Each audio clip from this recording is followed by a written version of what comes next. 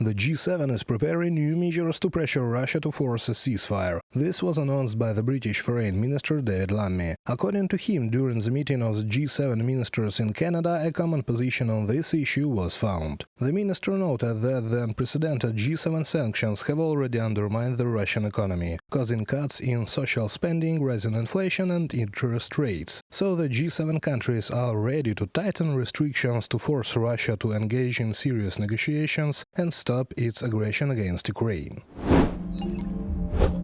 Russian President Vladimir Putin appears to have had some success in holding a ceasefire proposal in Ukraine hostage as part of his efforts to secure preemptive concessions from U.S. President Donald Trump in talks to end the war, the U.S. Institute for the Study of War said in a report. Putin rejected the proposal for a temporary ceasefire against Ukraine on March 13th. He thus rejected one of the main principles of the U.S.-Ukrainian proposal. A temporary ceasefire precedes formal talks to end the war.